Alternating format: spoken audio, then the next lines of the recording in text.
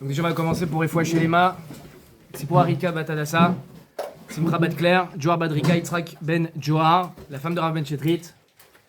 Qui d'autre a une Refoua Shelema? Benjamin. Léa Simcha Bat Sarah. Bat Sarah. Sultana Bat Mesaouda. Sultana Ben Bat Mesaouda. Makhlouf Ben David. Makhlouf Ben David. Shlomo. Sultana Bat Torjman. Yosef Ephraim. Pinchas Yair. Pinchas Gez. Ok. Et Shiran. Rafat Seled, Bat Asnat. Et David Ben Moshe. Albert Avraham Ben Emile. Albert Avraham Ben Emile. Amram Ben Emili. Ok. Et on m'a dit que ce soir, c'est la Iloula du grand frère de Baba Saleh. On est sous le sceau de la Kdusha. Rabbi David Aberser. Alors, allez Rabotai, on va commencer tout de suite. Ce soir, je vais vous parler d'un sujet. Vous savez, ça fait déjà environ un mois qu'on a commencé, qu'on a repris ce programme-là de Motzei Shabbat.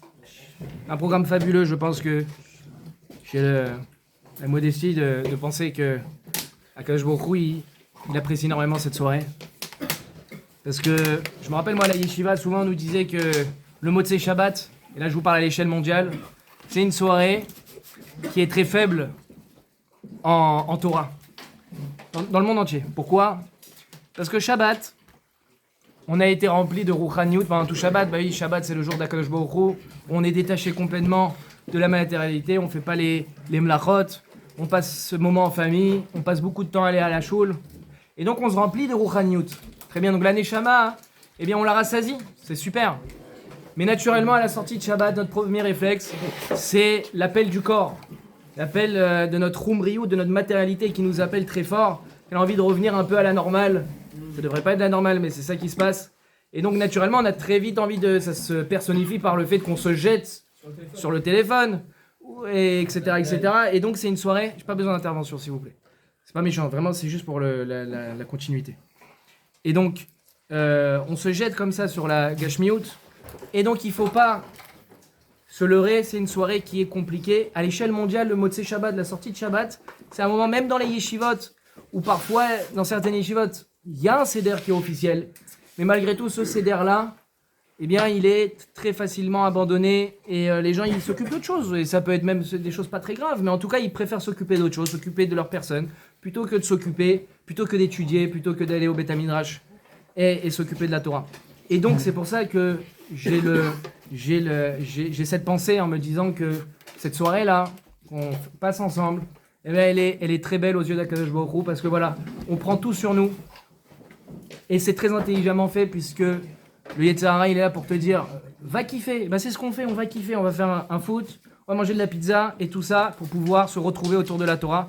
Et on avait vu dans le cours de Mitor Sheolishma Balishma, il n'y a aucun problème à se comporter de manière un peu Shelo Lishma. Non mais moi je viens pour le foot ou moi je viens pour la pizza. Pas de problème, dis ça ton Yetzer Hara. Concrètement, t'as étudié une heure de Torah. Zaïka. Tu l'as piégé ton Yetzer Hara. Ton Yetzer Hara il te dit t'es pas capable d'aller au cours sans jouer au foot. Ouais t'as raison. Mais en fin de compte, qui c'est qui a gagné? Qui c'est qui allait écouter un cours? Qui c'est qui allait se remplir de Torah? Bah c'est toi le Yetzer Hara en fin de compte. Mais il a gagné un peu de pizza, je vous assure que ça ne nourrit pas. Donc on peut lui donner ça le vaut bien, sans aucun problème. Donc encore une fois, Kol HaKavod, et que ça apporte des brachot à tous ceux qui sont présents ici, Bezrat Hashem, et à toutes vos familles, beaucoup de brachot, de la santé, la parnassa, de tout, et surtout de la Aliyah Batorah, qu'on grandisse en Torah, on en a besoin. Cette semaine, donc, j'aimerais parler d'un sujet, peut-être je le dis à chaque fois, essentiel, mais là vraiment on touche aux bases de l'être humain, on touche aux bases, et c'est un sujet qui est sûrement beaucoup traité, mais dans le Rav Dessler, c'est un sujet phare. C'est un sujet essentiel dans tout le Mirtav Eliyahu. Il y en a 5, il y a 5 Relek, 5 livres. C'est au tout début, page 31, du premier livre de Rav Dessler. D'accord? C'est un sujet vraiment essentiel, qui est très connu, et il le retraite au fur et à mesure des Sfarim qu'il a écrits. Mais la première fois où il en parle, ça s'appelle Kontras HaChesed, l'essai sur la bonté, littéralement. Il va parler vraiment sur le Chesed. Mais on va le prendre d'une manière vraiment très yesodique, très basique. La manière dont il faut comprendre ça. Comment l'homme est fait. Quelles sont les forces qu'anime un homme à ce niveau-là. très important parce que vraiment, c'est la base, je pense, de tout juif. C'est de comprendre cette notion-là. Et plus que tout juif, c'est peut-être la base de tout homme. Pour donner un sens à sa vie, eh bien, faut réussir à mettre en application ce dont on va parler. Très bien. Donc, on va parler du preneur et du donneur. De celui qui aime prendre et de celui qui aime donner. Il faut savoir que tout homme est animé a en lui ces deux forces. L'envie de donner aux autres, l'envie de faire du chesed, d'apporter, de rendre service. D'accord ? Encore une fois, ça peut être par du temps, ça peut être par de l'argent, ça peut être par de la parole, donner un conseil, ça peut être par l'écoute. On a parlé de l'écoute, l'importance de l'écoute. Par l'écoute, je suis capable d'écouter une personne se plaindre, d'écouter une personne raconter sa vie. J'ai pas forcément les nerfs, mais il a besoin de ça. Je prends le temps, je l'écoute. Ça peut se réaliser par différentes sortes. Et il y a une autre personne, une autre force, c'est la force du preneur. Personne qui adore prendre. Toujours profiter des autres. Jamais donner. Toujours être dans la motivation de comment je peux profiter de celui-là. Des fois même, il donne, mais pour espérer ensuite reprendre. On va voir. Mais le preneur, il faut qu'il sache que ça vient pas d'Hachem. Parce qu'en vérité, la première mida qu'on connaît d'Akadosh Baruch Hu, c'est cette mida de Chesed. C'est quoi la mida de Chesed d'Akadosh Baruch Hu ? C'est d'avoir créé un monde. Pourquoi le monde il existe ? Pourquoi Hachem il a fait un monde ? Vous êtes déjà posé cette question ? Elle a l'air évidente, hein ? Qui a réfléchi sincèrement ? Pourquoi Dieu a fait un monde ? Pourquoi là il s'amuse à avoir 8 milliards de fourmis qui peuplent le monde, qui se bataillent, qui se chamaillent, qui fait des mitzvot aussi, de tout, on a de tout. Des gens qui sont complètement coffriments à Akadosh Baruch Hu, qui renient Akadosh Baruch Hu complètement, des gens qui aiment tuer, des gens qui aiment voler, des gens qui aiment donner, des gens qui aiment faire des mitzvot. Pourquoi il a fait ça ? Quoi ça sert ? Et en plus de ça, on est 8 milliards d'hommes, d'êtres humains, mais il y a aussi tous les animaux. Donc il faut s'occuper de tous ces animaux. Pourquoi il a fait tout ça ? Ouais ?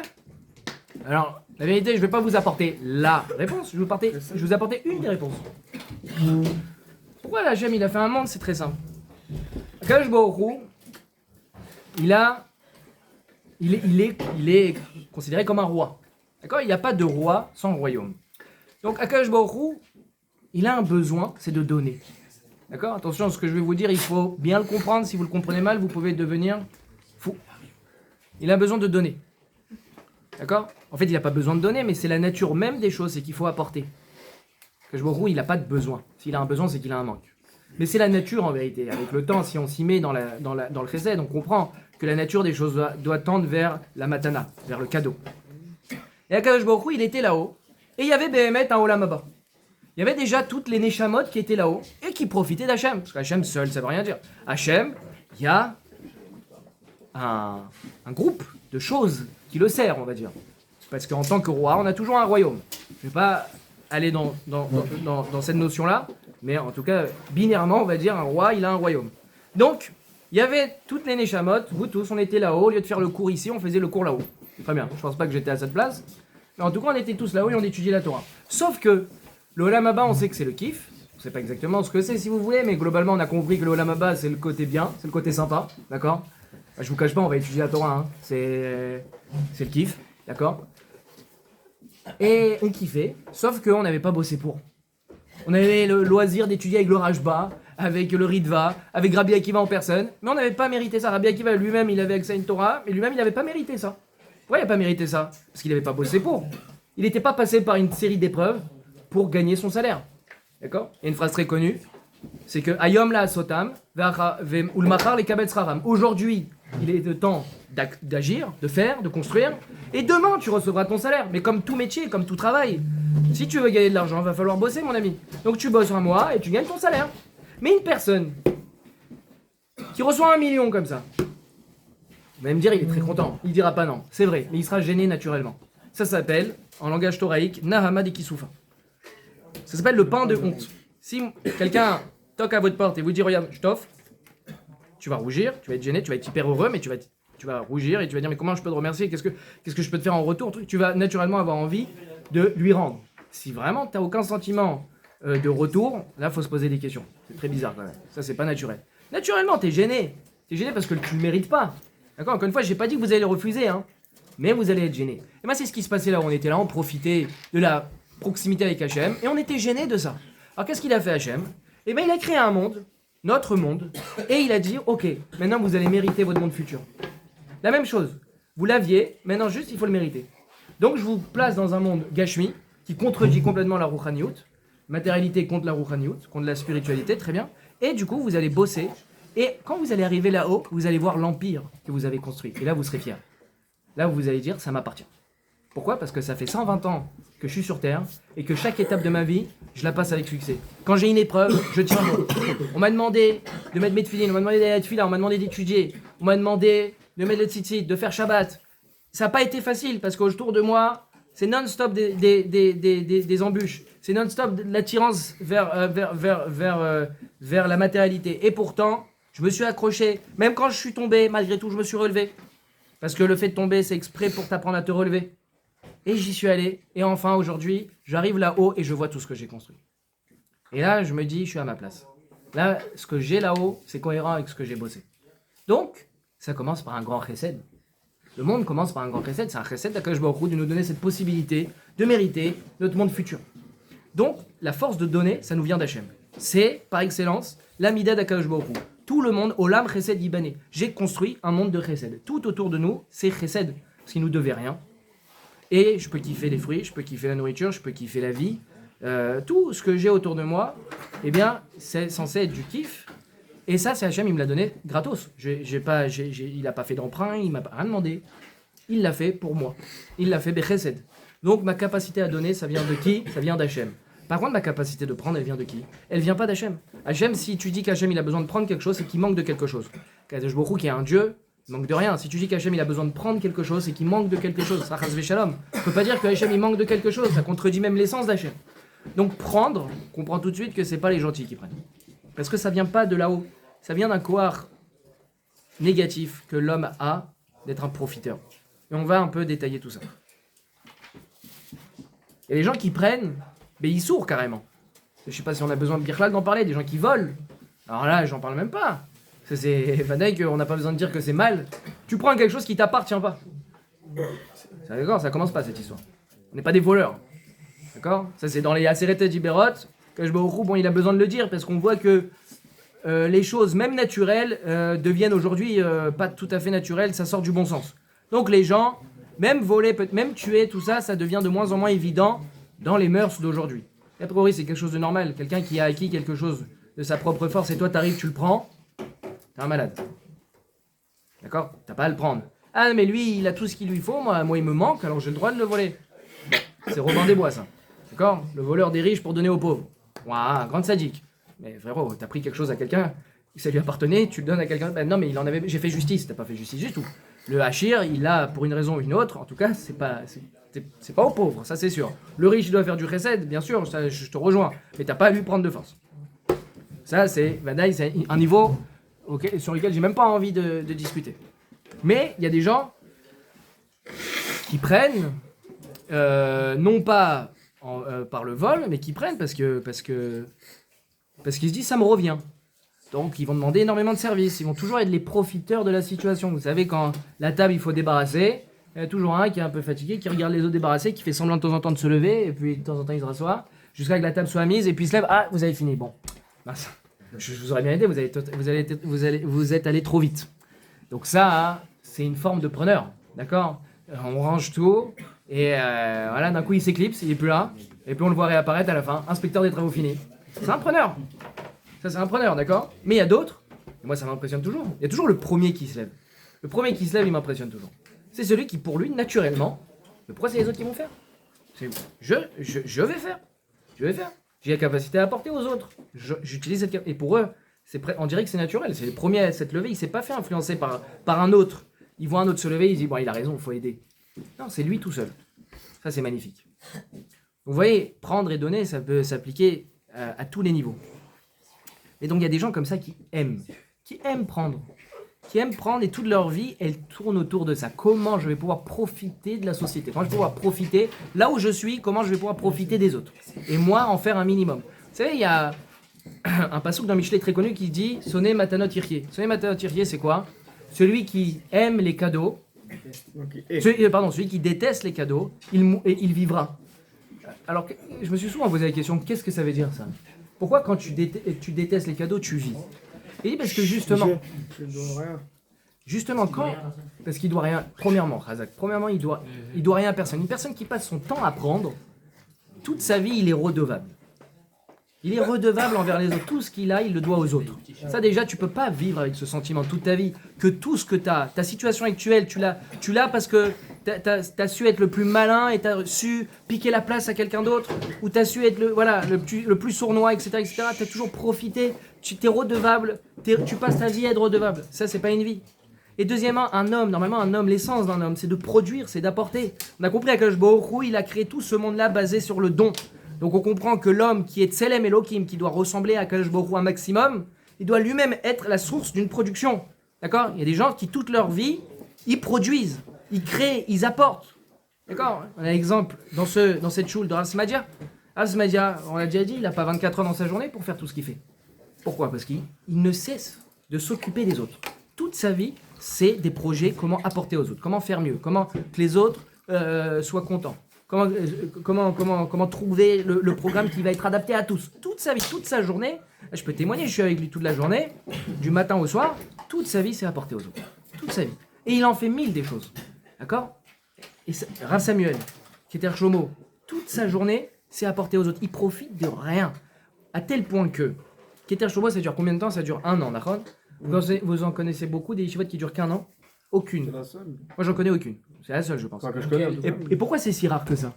Pourquoi c'est si rare que ça ? C'est parce que naturellement, et je jette pas la pierre aux autres rabbinim, mais naturellement, quand tu as construit un bachour, pendant 1 an, tu as récupéré un jeune homme de Paris qui n'était pas 100% construit, à la fin de l'année, c'est un beau juif, qui est motivé par les belles choses, etc. Donc maintenant, entre guillemets, tu peux en profiter. C'est un peu ta création. Tu es fier de ça. Et donc, deuxième année, maintenant, enfin, tu vas pouvoir kiffer avec un Ben Torah accompli. Et à ce moment-là, qu'est-ce qu'il fait, Rav Samuel ? Il dit, vas-y maintenant, grandis seul. Moi, je t'ai apporté le Gan 1, comme il le dit, les bases d'un juif. Et maintenant que tu es construit, les autres yeshivot vont pouvoir profiter de toi. Profiter de toi, ça veut dire profiter d'un bachour qui va apporter au reste du shiur, qui va pouvoir apporter en Torah. Parce que maintenant, ça y est, il y a une belle création, il y a un juif qui est né. Et à ce moment-là, Rav Samuel, il profite pas. C'est contre nature, comprenez bien, c'est contre nature. C'est une vie, ça fait 1983, donc ça fait 41 ans que cette yeshiva existe. Et bah, chaque année, c'est la même chose. Depuis 41 ans, chaque promo, hop, elle a envoyé autre part. Elle a envoyé dans les yeshivot. C'est les autres yeshivot qui voient les résultats des bachurim qui ont été construits. Donc c'est des exemples de gens qui leur vie, c'est le don. Dans le business, si je fais ce Dvar Torah des businessmen, ils me sauteraient dessus. Parce que comment tu veux faire du business si tu dois être orienté que dans le don ? Tu peux pas. Le business, c'est par définition être le plus malin pour réussir à prendre un maximum, d'être le plus commercial, pour avoir le discours le plus fif, on va dire, pour réussir à ponctionner un maximum d'argent de la personne qui est face à moi, de manière honnête, bien évidemment. De manière honnête, mais je vais être malin. Un discours mielleux. Un discours bien mielleux. Je vais présenter que les avantages, qui sont que ce qui est un avantage pour la personne. Et certes, des défauts. Je vais pas mentir. Il y a aussi des défauts. Mais en tout cas, tous les avantages que j'ai présentés sont vrais. Alors moi, je vais te dire, c'est le preneur par excellence. Et là, comment profiter un maximum de mon client ? D'ailleurs, on appelle ça un client. Chez les jeunes. C'est un client, le mec. Et après, c'est un client, le gars, il se fait avoir. Tout ce que je lui dis, il gobe. Alors, même chez ces gens-là, même pour ces gens-là, en vérité, parce que le businessman, il va te dire, mais naturellement, tout homme est fait pour prendre et pour donner. Ce qui n'est pas faux non plus. Alors, en vérité, il faut doser. Il y a ceux qui prennent beaucoup, et il y a ceux qui donnent beaucoup. Il y a ceux qui prennent beaucoup, il y a ceux qui prennent peu. D'accord ? Parce qu'on va voir que même, des fois, prendre, ça s'appelle donner. Donc, il faut savoir aussi prendre. Mais en vérité, ce que je vais prendre là, eh bien, il sera calculé, il sera réfléchi. Ce ne sera pas dans le but de prendre et de profiter, ce sera dans le but d'apporter à la personne qui est face à moi. Mais en tout cas, s'il vous plaît, ceux qui sont dans le business, ils n'ont pas tout à fait tort. Donc, ce qu'il faut savoir, c'est de jauger. De jauger combien je prends, combien je donne. Donc, le businessman, il doit vivre. Donc, il a le droit de vendre et de profiter de la marchandise qu'il vend, évidemment. Mais ça doit être dans le cadre de vivre. C'est pas dans le cadre de... normalement, disons, il vend à 10 € et puis là, il voit un gars qui est vraiment pas malin. Il arrive à ressortir avec 200 balles au lieu de 10 balles. Ça, non. Déjà, c'est un manque de bitaron. Même si tu as été très malin, ça, non. Là, tu profites de la bêtise de la personne qui est face à toi. Il y a des gens qui sont moins malins. Il y a des gens qui sont pas dans le coup. Donc eux, ils croient, les touristes, ça s'appelle. Un touriste, il arrive, tu peux lui vendre un truc, tu lui dis, ah ça, en France, crois-moi, hein, elle a la petite tour Eiffel, tu peux me faire confiance. Hein. Ça, tu le verras nulle part en dehors de France. 50 € ça. Ok, ça coûte pas 20 centimes le truc, mais il te le vend à 50 €. Et le petit chinois, il est tout content, il repart avec à 50 €, il va revenir. Voilà. Et là, ses copains qui se sont déjà fait avoir quelques années plus tôt, et ils vont dire, mon ami, on est passé avant toi, bon, tu t'es fait avoir. Donc, ça, non, ça c'est pas bon. Donc, comment on fait Massa ou Matan Tov? Je vais vous raconter deux histoires. Une histoire d'un personnage qui est très vieux dans l'histoire, et un personnage beaucoup plus récent. Le personnage le plus vieux, c'est Hanor. Hanor, vous savez, il était à l'époque d'Abraham. Il était à l'époque d'Abraham Avinu. À l'époque d'Abraham Avinu, il y avait un monsieur qui s'appelait Hanor, et cette personnalité, pourquoi elle est très connue? C'est parce que c'était une personnalité tellement tzaddik qu'Akadosh Baruch Hu, il l'a pris de parmi les vivants, il n'a pas attendu sa mort, il voulait pas que il était tellement au top qu'il voulait pas qu'il puisse avoir la possibilité de fauter. Donc un jour ou l'autre, Hachem, il l'a pris, il l'a monté. Il y en a 5 dans l'histoire où ils sont montés sans aucune faute. Ouais, c'est un mérite qu'il a eu. Donc, au bout d'un moment, je te laisse même plus la possibilité de fauter, tu es tellement parfait, sachant que tout homme peut tomber, je vais pas toi te laisser tomber. Est-ce que c'est un élève d'Abraham ou il connaissait Hachem avant Abraham? Vous connaissez Hachem avant Abraham, si je ne me trompe pas. Ah ouais, donc c'est... Hein? 5 ou c'est Moi j'ai dit 5, mais j'ai la possibilité de me tromper, je suis encore un être humain personnel. Moi j'ai de mémoire 5. Mais c'est possible qu'il soit un autre chiffre. En tout cas, ce Hanor là, il était quoi? Il était, comment ça s'appelle? Cordonnier. Il faisait des chaussures. Un homme comme ça, il faisait des chaussures. À l'époque, tout le monde avait un business. Il faisait des chaussures. Alors pareil, dans les chaussures, tu peux présenter ta chaussure, cuir d'Italie, il s'adapte à ton pied. J'en mets, très bien, magnifique, il tiendra 3 ans. En fait, elle tient 20 jours. Bon. Comment il faisait pour être un vendeur honnête? Uniquement intéressé, enfin, réussir à garder cette mida de chesed, même dans le business. Comment il faisait? Eh bien, à chaque tfira, comme ça le Midrash y raconte, à chaque couture qu'il faisait de la semelle, il disait, j'espère que cette couture que je suis en train de faire, elle va bien tenir et elle va aider la personne qui marche avec. Il faut absolument qu'elle soit parfaite. Et à chaque couture, il faisait comme ça. C'est-à-dire que il y a des gens, voilà, c'est le prêt-à-porter, c'est la société de consommation. Maintenant, on s'en fiche de la qualité et c'est la marque qui fait le prix, etc. Et on ne se concentre pas forcément sur la qualité du produit. Et en fin de compte, on peut la vendre quand même cher. Là, lui, ce qui l'a importé le plus, c'était que le produit soit de qualité supérieure. Et donc, surtout, de ne pas profiter de l'argent qui ne lui est pas dû. Tout l'argent que je vais demander, et sûrement qu'il va en demander un peu moins que ce que ça vaut, mais au moins, je sais que l'argent qui me sera donné, elle vaudra la chaussure que je lui donne. J'aurai tout fait pour que ce soit la chaussure parfaite pour son pied. D'accord? Ça, c'est première histoire où on voit une personne qui n'est pas forcément intéressée par se remplir les poches. Il veut faire un bon travail. Il doit vivre. Alors, effectivement, il vend. De toute façon, c'est la vie qui est comme ça. T'es obligé, il y avait du troc, il y avait du business, ça a toujours été comme ça. Mais voilà, honnête. Et pas être intéressé par prendre. Même si j'en ai la possibilité, je peux arnaquer la personne, il n'en sait rien. Mais je fais tout pour que, non, ce que je lui fais payer, ça vaut ce que je lui ai fait. Première chose. Deuxième histoire, incroyable aussi, on a à l'époque du Chafetz Chaim, il faut savoir le Chafetz Chaim aussi, donc c'est beaucoup plus récent, c'était il y a 100 ans environ.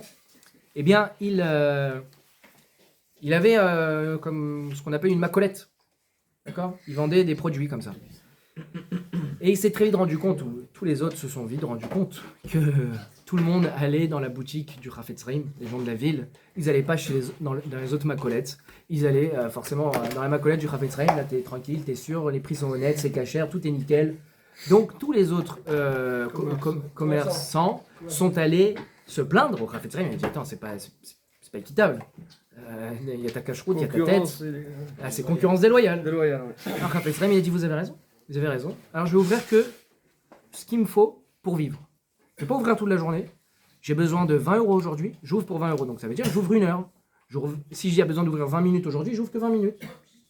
Et malgré tout, ce qu'ils ont fait les gens, ils ont adapté leur emploi du temps au moment de l'ouverture du Chafetz Chaim. Qu'est-ce qu'il a fait le Chafetz Chaim? Il a fermé. Il a fermé.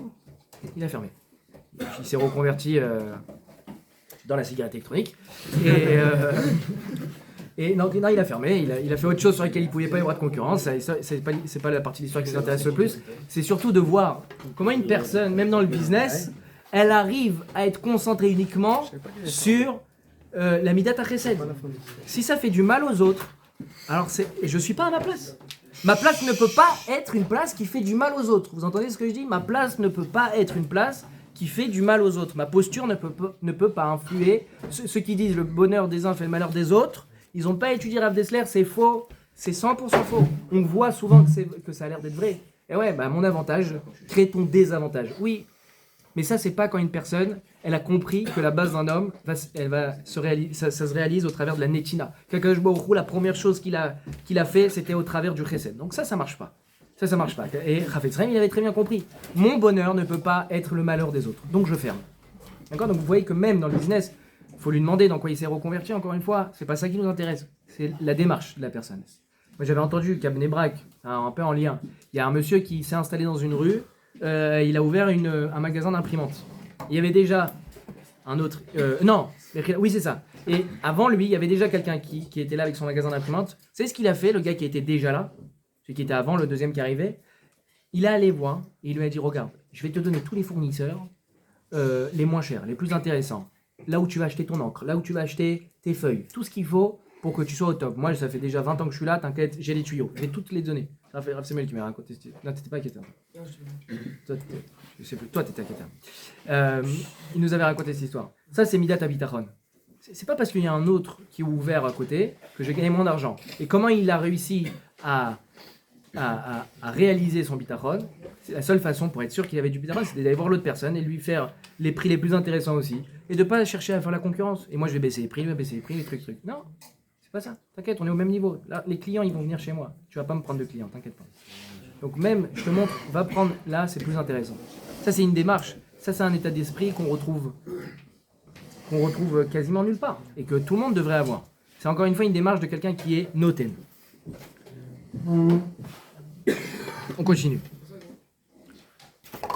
Il faut comprendre d'où vient la base de l'amour. Alors c'est connu, mais il faut l'expliquer, malgré tout. On le sait pas tous. Toute personne, elle désire des enfants. Arrivé à un certain âge, on a envie d'avoir des enfants. D'accord? Bon, même s'il y en a qui ont 15 ans, 16 ans, 17 ans, c'est pas un problème parce qu'un jour ou l'autre, vous allez y arriver. Gardez ça en tête quelques années et vous verrez. On a envie un jour ou l'autre des enfants, normalement. Encore une fois, si on n'a pas envie d'enfants, il faut se poser des questions. Mais naturellement, normalement, on en a envie. Pour différentes raisons. Première raison, c'est parce que tu as envie d'avoir une continuité dans ta vie, tu as envie de laisser une trace sur Terre. C'est une première chose. On a aussi une envie d'aimer ou d'être aimé. Et un enfant, le fait d'avoir un enfant, ça permet de réaliser cette envie d'aimer ou d'être aimé. J'ai un besoin de donner, d'aimer. Alors j'ai un enfant ou j'ai un besoin d'être aimé, mon fils, ma fille, et bah ça va me donner de l'amour. Très bien. Et même ceux qui sont qui n'ont pas réussi à avoir d'enfants pour différentes raisons, eh bien on va les voir qui vont adopter, certains vont adopter, d'autres vont même adopter un chien. C'est pas la même chose, mais c'est une possibilité d'avoir une relation d'amour, de don. Et oui, parce qu'un chien aussi, pourquoi beaucoup de gens ont un chien? Parce que le chien, il exprime énormément son amour. Quand vous rentrez à la maison, le chien, il saute de joie quand il revoit son maître.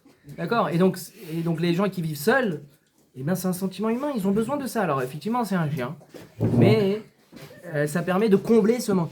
D'accord? Maintenant, la question qu'il faut se poser, c'est est-ce que je donne à ceux que j'aime ou j'aime à ceux à qui je donne? Je répète, est-ce que je donne à ceux que j'aime? Je lui donne parce que je l'aime. Eh ouais, c'est un cas sûr, je l'aime celui-là, je lui donne, ou bien non. J'aime les personnes à qui j'ai donné. C'est quoi la réponse? Il y en a qui la connaissent, d'autres qui la connaissent pas. J'aime les personnes à qui j'ai donné. J'aime les personnes à qui j'ai donné. Benjamin fait partie de ceux qui savaient. Maintenant vous le savez. Ça, il faut tendre vers. Hein? Il faut tendre vers. Faut tendre vers. Non, c'est pas seulement. Faut pas, ouais, en fait, il y a un seul chemin. Si vous voulez espérer aimer une personne, il faut lui donner. C'est que par l'investissement. Vous verrez en vérité, dans toutes les relations dans vos vies, les personnes que vous voulez aimer, c'est en leur donnant. Déjà parce que vous avez investi dans cette personne. Vous avez investi des forces, vous avez investi du temps. Il y a dans Dvarim, un pasouk, psukim dans Dvarim Kaf, propos de ceux qui partent à la guerre. Mi haïsh asher bana bait velo chandro.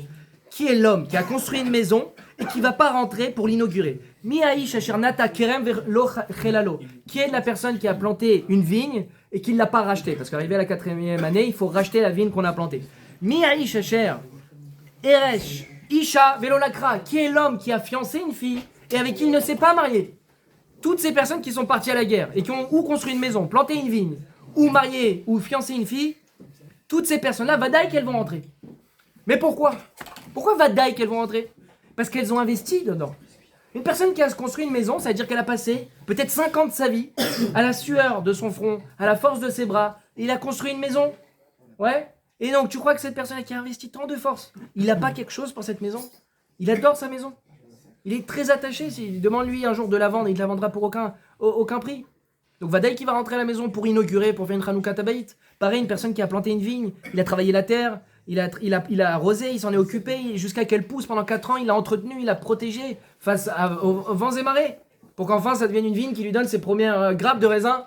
Cette personne-là, Vadaï, elle va pas la laisser maintenant. Bah maintenant elle est kadosh, je peux plus en profiter, tant pis, allez, on passe à autre chose. Non, Vadaï qui va la racheter. Il va faire tout le processus pour pouvoir en profiter.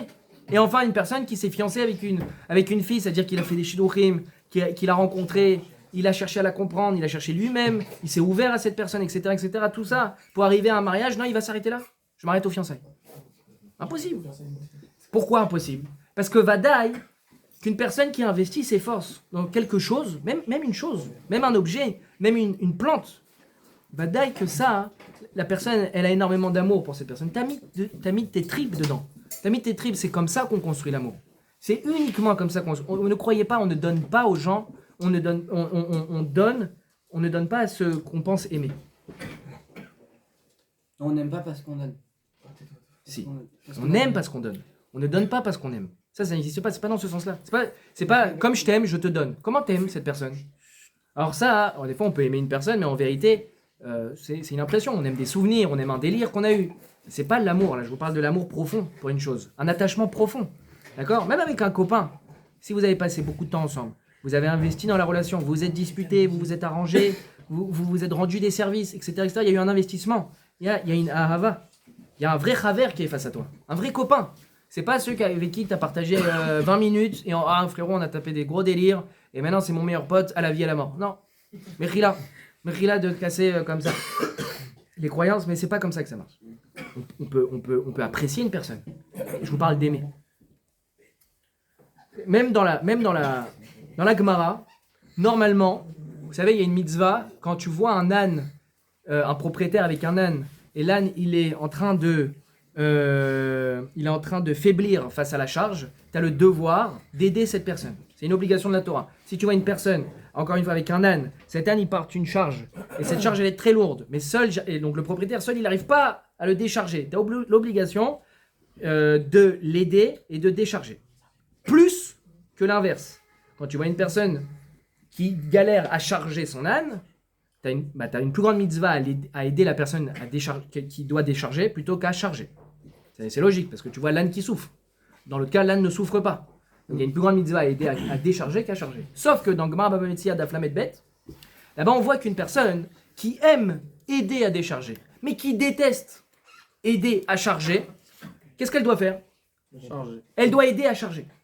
Transformer son lèvre. Voilà, elle doit être kofef, elle doit plier son Yetzirah, elle doit casser son Yetzirah. Parce que si elle préfère décharger que charger, en fin de compte, ce qu'elle va faire, c'est pas mitzad de l'amour, c'est au contraire, moi j'ai un besoin d'aider peut-être, donc je suis pas en train de développer de l'amour, ou développer de la netina, du don. Je suis en train de compenser un manque, parce que je préfère ça que ça.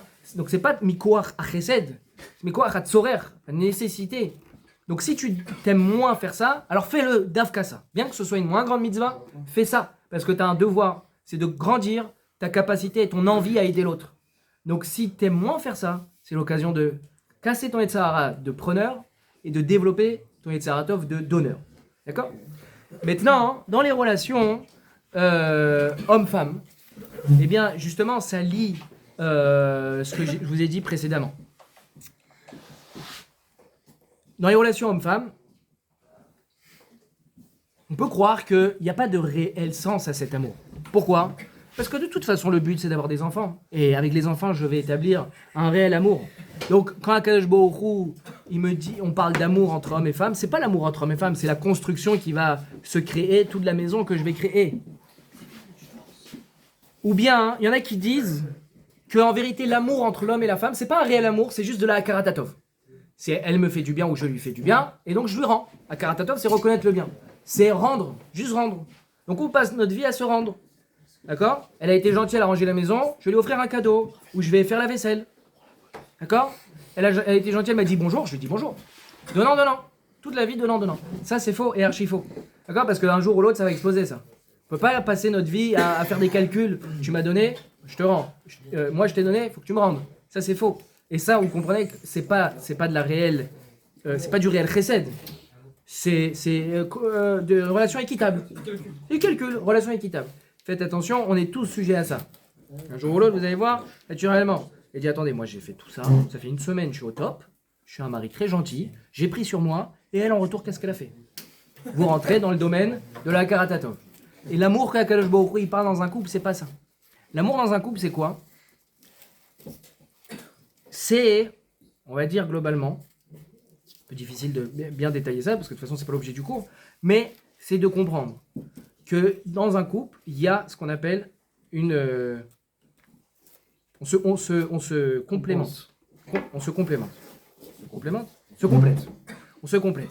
C'est-à-dire que l'homme, Mara elle dit qu'un homme ne peut pas devenir homme, ne peut pas devenir lui, d'accord, sans la femme. Et la femme, pareil. Donc, Akadosh Baruch Hu, il a créé des chasser chez l'homme et des chasser chez la femme, et les deux ensemble vont créer une maison juive complète. Et toi, l'homme, tu pourras arriver à ton tarlit, et toi, la femme, tu pourras arriver à ton tarlit. Donc, en fait, il y a une ashlama, ok, une complétude, d'accord, entre l'homme et la femme qui va se créer. Et l'amour va découler de là. C'est-à-dire que c'est grâce à toi, je vais me rendre compte que c'est grâce à moi plutôt, que la personne face à moi va devenir celle qu'elle devra être. Et inversement, la femme va se rendre compte que c'est grâce à elle que moi, en tant qu'homme, je vais pouvoir devenir l'homme que je dois être. Et toute la vie, ça va être ça. Et va naître ici un amour sincère. Un amour sincère, justement, grâce à cette idée de complétude. D'accord? D'équilibre parfait. Mais c'est que grâce à cette idée-là de se rendre compte. Et quand je vous parlais, ça c'est une notion très importante que je traite dans les cours de... comment ça s'appelle? De Shalom Bayit. C'est qu'il y a même des fois où on a la possibilité de prendre pour donner. Si une personne, toute sa vie, avec sa femme ou l'inverse, eh bien, il fait tout pour qu'il ait besoin de rien. Attention, hein, comprenez-moi bien. De toute façon, c'est pas tout de suite, mais comprenez-moi bien, c'est important. Parce que ça existe même dans la vie en général. Je fais tout pour ne manquer de rien et être que le donneur dans la relation. Je prive l'autre de pouvoir me donner. Et parfois, il y a la personne qui est face à nous, elle meurt d'envie de donner. Elle meurt d'envie. Pour une raison ou une autre, parce qu'elle veut, par exemple, elle veut faire un karatatov.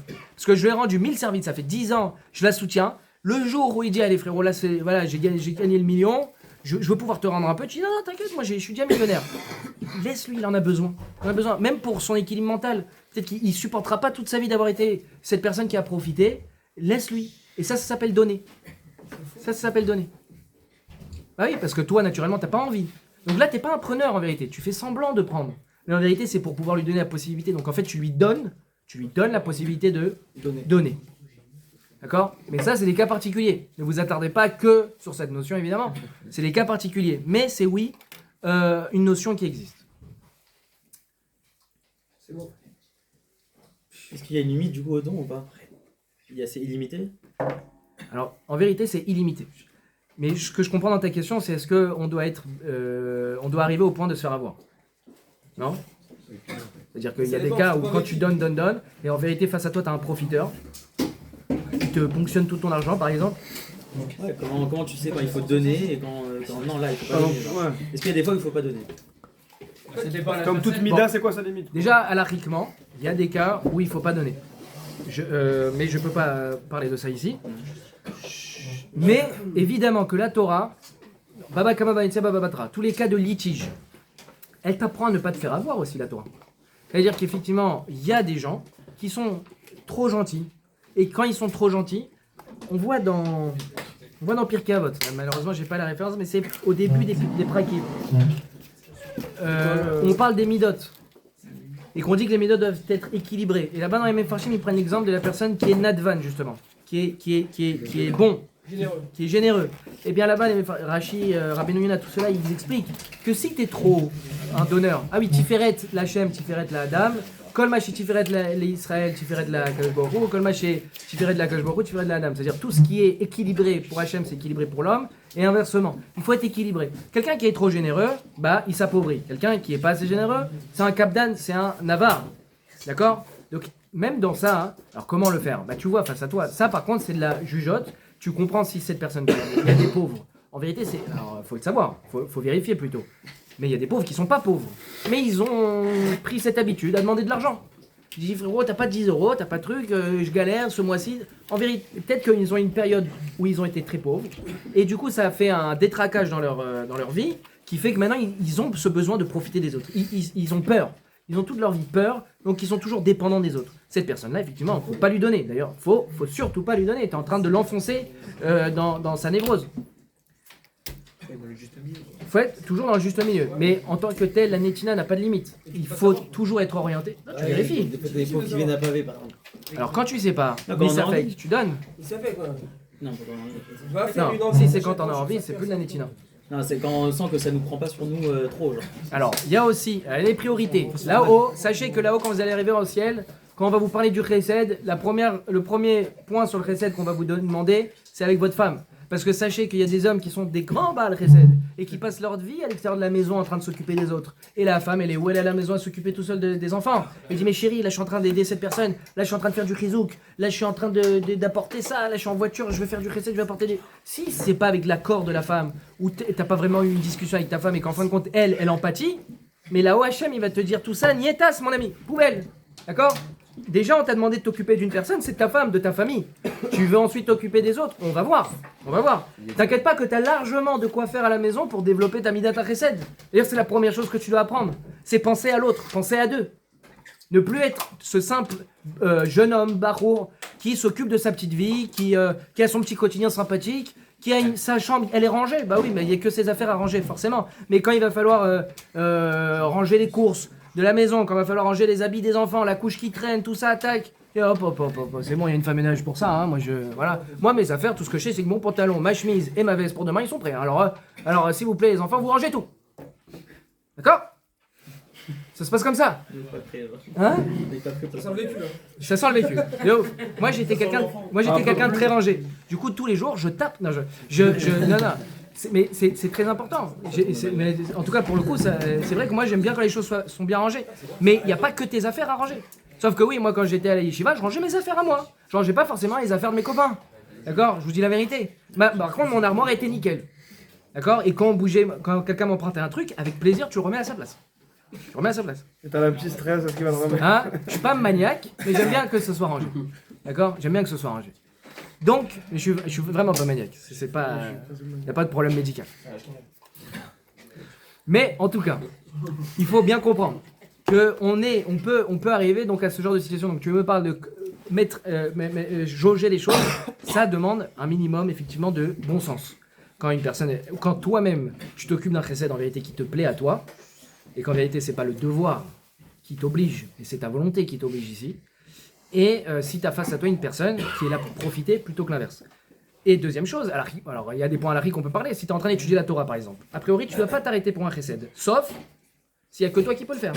Mais comme le limud de la Torah, c'est Keneged Kulam, la mitzvah d'étude de la Torah passe avant tout, elle vaut toutes les zones mitzvot.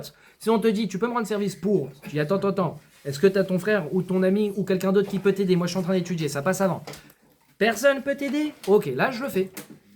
Parce que l'homme, il est pas là pour vivre seul. Et si quelqu'un d'autre peut t'aider, ah mais attends, mais mitzvah chesed, c'est hyper important. Oui, mais Talmud Torah, c'est encore plus important. Donc voilà, par exemple.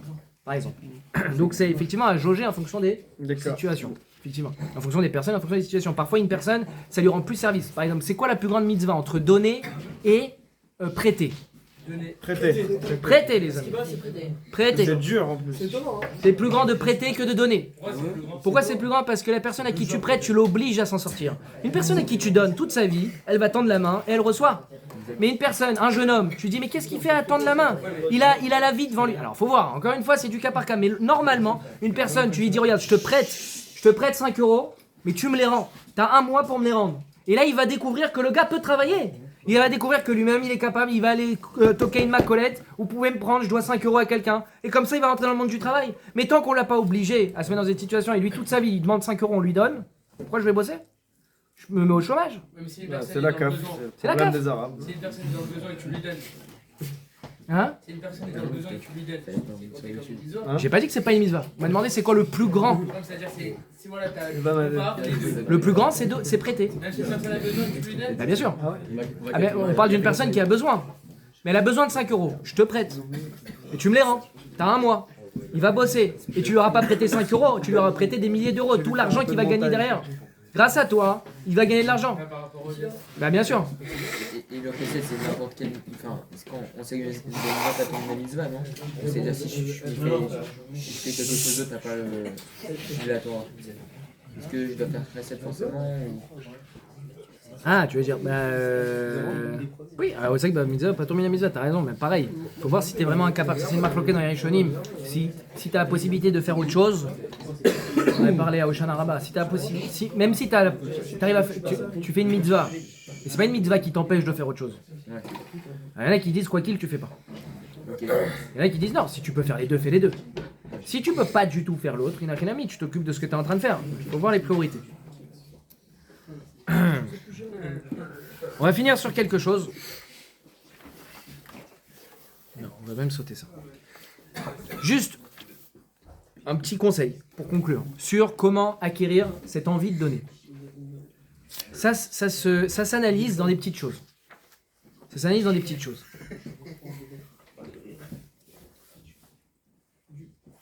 Une personne qui est un preneur, donc, et ça on en a parlé dans le livre arbitre, je crois, le cours il y a 2 semaines, si je ne me trompe pas, sur cette notion de manquer. Je ne sais plus quand est-ce qu'on en a parlé. En tout cas, on a vu que tant qu'une personne, elle est dans la dynamique, enfin on n'a pas vu, mais en tout cas, une personne qui est dans la dynamique de prendre, c'est qu'elle manque. Et elle manque de quelque chose. Toute sa vie, elle a le sentiment qu'elle manque de quelque chose. Toute sa vie, elle va chercher à combler un manque qui peut-être même n'existe pas. Il y a des gens, vous verrez, il y a une histoire comme ça, il y a un Bachro qui allait voir un Rosh Yeshiva. Il lui a dit, Rav, ça fait 3 ans que je suis déjà à la Yeshiva, je vais aller bosser. Et il dit, ah bon? Avec plaisir, mais pourquoi tu vas aller bosser? Et il dit, bah, il faut bien faire de l'argent. Et il dit, ah bon? Mais pourquoi tu as besoin d'argent maintenant? Il dit, bah, parce que je vais avoir une femme. Ah d'accord. Et je vais avoir des enfants, je vais avoir une maison. D'accord. Donc, toi, tu t'es dit, je vais aller bosser. Forcément, tu vas avoir de l'argent derrière. Qui te dit que tu vas avoir une femme? Bah, tout le monde. Ah. Qui te dit que tu vas avoir des enfants? Bah, en général, on a des enfants quand on a une femme. D'accord. Qui te dit que tu vas avoir une maison? Tu vas trouver une maison? Bah, en général. Tu vois? Donc, c'est-à-dire que toi, tu te mets en situation où tu te dis, je vais aller bosser. Enfin, derrière, je vais avoir de l'argent forcément. Et c'est-à-dire que tout ça, c'est posé sur des hypothèses, des acquis qui, en vérité, ne sont vraiment pas sûrs. Tu sais pas si tu vas trouver ta femme maintenant, tu sais pas si tu vas avoir des enfants, tu sais pas si tu vas avoir une maison.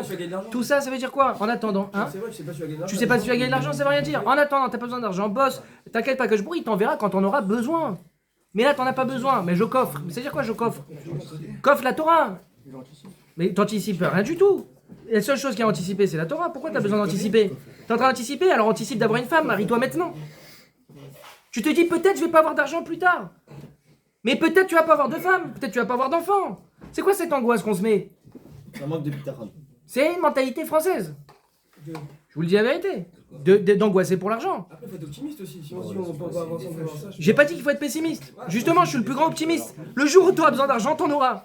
Mais là, t'es pas marié. Là, t'as aucune obligation, aucune dépense. Pourquoi tu vas bosser, mon ami? C'est étape par étape. Étape par étape, commence-toi à te marier. C'est la première chose qui fait que t'as besoin d'argent. Oui, mais tu peux pas te marier si t'as pas un travail. Ah bon? Bah ouais. Ah bon? Je me suis marié, j'avais pas d'argent. C'est compliqué ça. Ah ouais? C'est bitachon. Je vais pas m'envoyer la Inara, mais en tout cas, je suis vivant pour l'instant. D'accord? Voilà, bon, Hachem. C'est pour avoir une famille, construire des enfants et tout, il faut que t'aies- J'ai eu ma 3e fille la semaine dernière. Qu'est-ce que tu peux faire? On construit une famille, on avance, on grandit. La vraie Il a chose. une meilleure cravate que nous. La vraie chose, Celle-là, je l'ai au moins depuis 8 ans, ne vous inquiétez pas. Mais je conserve les choses. Voilà. Non, Rabotaille, si vous voulez investir, vous me parlez d'investissement. Restez concentrés quelques minutes. Si vous voulez investir, David, je vous pose des questions, il faut écouter les réponses. Si tu veux investir dans ta vie, investis dans les midotes, investis dans la Torah. D'accord? S'il y a une chose que tu n'es pas sûr de savoir transmettre, que tu n'es pas sûr de savoir avoir plus tard, c'est qui tu vas être plus tard. Quel papa tu vas être plus tard? Tu vas être un papa qui s'occupe de son argent? Un papa qui est très prévoyant? Qui est tellement prévoyant qu'il ne s'est pas occupé de lui. Il a oublié qu'être un papa, ça commence par transmettre des valeurs, être quelqu'un de gentil, être quelqu'un qui donne. Attends, mais tu vas être la première personne. Attends, moi ça fait déjà 10 ans, j'investis dans mon temps. D'accord? C'est pas un petit morveux qui va m'empêcher de travailler. D'accord? Donc là, il y a la femme qui s'en occupe. Non mais je rigole pas, je fais des imitations, mais il faut comprendre que dans notre vie, on va être face à des circonstances, on ne s'est pas préparé. Alors toi, tu te dis, dans la vie, il y a un truc important, c'est l'argent. Tu as raison, c'est très important l'argent. Je l'ai dit dans plusieurs cours, l'argent c'est très important. Il y en a besoin, le monde il tourne autour. Mais il y a quelque chose malheureusement, ou bien heureusement, qui est plus important que ça. Ce qui s'appelle quoi? Ce qui s'appelle la Torah, la Avodat Hashem. Et si t'as pas ça, ben bonne chance pour construire un monde. Voilà, comme d'habitude, il faut arriver à la société. Aujourd'hui, qu'est-ce qu'on observe aujourd'hui? Qu'est-ce qu'on observe? On observe des gens qui ont 30 ans, 35 ans et qui commencent à réfléchir. Ouais, je vais peut-être faire un enfant, je pense que je suis arrivé à un âge où c'est le moment. Voilà, j'ai assez profité. Et puis à un moment donné, c'est un peu difficile d'être seul. D'accord? Donc ils ont 35 ans, ils commencent à avoir leur première ride, peut-être leurs premiers cheveux blancs. Ils ont déjà mal au dos. D'accord? Ils ont bien investi sur leur propre personne. Et puis qu'est-ce qui se passe? Ils commencent à réfléchir, ils se disent: ah papa, j'ai pris peut-être un peu de retard sur ma vie. Donc ils vont avoir peut-être un enfant, peut-être qu'ils vont même pas réussir à en avoir parce que plus on vieillit, faut pas arriver, moi on en a. Hein? Ou un chien. Un chat. Un chien. Ah ouais, bah ils vont finir avec leur chat dans leur maison. Et est-ce qu'ils vont trouver un mari, Birlal? Parce qu'à cet âge-là, faut trouver un mari qui veut une fille qui a 35 ans. Ou inversement, un monsieur qui a 35 ans, qui on ne sait pas ce qu'il a fait pendant ses 15 ans, de 20 à 35 ans. Un truc qu'il faut que vous disiez, c'est que quand certains vont à la yeshiva 3-4 ans, il y en a d'autres qui commencent à développer les boîtes, la fumette, les filles, les bêtises, tout ça. Qu'est-ce que vous observez, Rabotaille? Qu'est-ce que vous observez? C'est que 3 ans de yeshiva offrent 15 ans d'avance sur les autres. Pourquoi? Parce que eux, ils font pendant 15 ans les mêmes bêtises. Et en fin de compte, pour arriver au même résultat, c'est d'avoir des femmes, une femme et des enfants. Rabotaille, restez concentrés. Vraiment, c'est pas interactif. J'ai investi 3-4 ans dans la Torah. À 23 ans, je suis un homme. Alors que seront des hommes à 35 ans, prêts à assumer quelqu'un d'autre. Prêt à réfléchir, est-ce que je veux faire entrer quelqu'un d'autre dans ma vie? Ça veut dire ne plus être un petit égoïste. Pourquoi ils attendent tant de temps? Ils ont peur de donner. Ils ont peur de donner parce que maintenant la vie elle offre tellement d'occupations. À l'époque, peut-être, déjà c'était des gens qui étaient tournés vers le travail. Tout s'acquérait avec le travail. D'accord? Tu pouvais pas avoir quelque chose si tu n'avais pas travaillé, si tu n'avais pas sué. Tu veux la récolte, tu veux gagner de l'argent, tout ce que tu veux, c'est du travail. Aujourd'hui, beaucoup moins. Donc, on a développé comme ça cette facilité. Donc, tu n'investis plus. Donc, tu as du temps pour toi. Et plus tu as du temps pour toi, plus tu deviens un égoïste. Plus tu deviens un égoïste, moins tu es intéressé par avoir des enfants, moins tu es intéressé par avoir une femme et à t'occuper d'autres choses, évidemment. Et quand est-ce que ça arrive, cette envie? C'est quand tu commences vraiment à vieillir. Bon, qu'à un moment donné, on a bien rigolé, mais bon, ça fait 18 fois qu'on fait une belote, ça fait 18 fois qu'on se bourre la tête, ça fait 18 fois qu'on fait les mêmes blagues, les films, les trucs, tout ça, super. Enchaîner tout ce qu'on enchaîne. Bon, et en fin de compte, je reviens à la maison le soir, il n'y a personne, quoi. Et qu'est-ce qu'il a construit, le gars?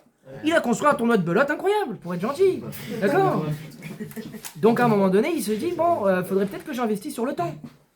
Et il y en a d'autres, à 20 ans, 21 ans, 22 ans, 23 ans, ils l'ont compris déjà. Ouais, mais c'est vrai, c'est pas au contraire ceux qui font ça, qui se marient jeunes à 20 ans, 21 ans, par Hachem, la promesse pour eux jusqu'à. Vas-y, ouais.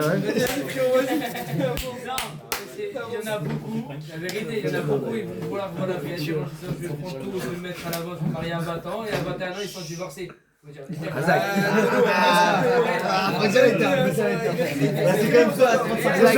c'est sur YouTube, 35 ans, tu divorces à 36. Non, Mechila, restez concentrés. Restez concentrés et courtois jusqu'au bout. Attention, t'es pas prêt pour la réponse. Écoutez bien. Yehuda, il a... T'as 100% raison. Je m'occupe. Écoute bien. Je m'occupe de Shalom Bayit. Il y a deux problématiques dans ce que tu me dis. C'est qu'aujourd'hui, on se marie très jeune, plus jeune qu'avant, ça c'est vrai. Et deuxième chose, c'est que c'est des gens qui sont pas prêts, du coup. Et ça va forcément ensemble. Et ça, t'as raison. Mais ils sont pas prêts. Mais ça, c'est un autre problème, Mekhila. Ça, c'est un problème que, ou bien ils se sont mariés trop jeunes. Et ça, j'ai pas dit qu'il faut se marier à 15 ans. J'ai jamais dit ça. J'ai jamais dit qu'il fallait se marier le plus tôt possible. Ça, j'ai pas dit ça. Et deuxième chose, qu'il faut dire, c'est qu'il faut se préparer au mariage. Donc il y a des gens qui se marient pour les mauvaises raisons. T'as raison. Il y a du bien, il y a du mal dans tout. Une personne qui se dit faut que je me marie, c'est souvent, il y en a beaucoup, c'est parce qu'ils s'ennuient aussi. Et ils s'ennuient dès l'âge de 20 ans. C'est beaucoup parce qu'ils n'ont aucun projet dans leur vie. Le seul projet qu'ils ont, c'est de se marier. Se marier, c'est pas un projet en soi.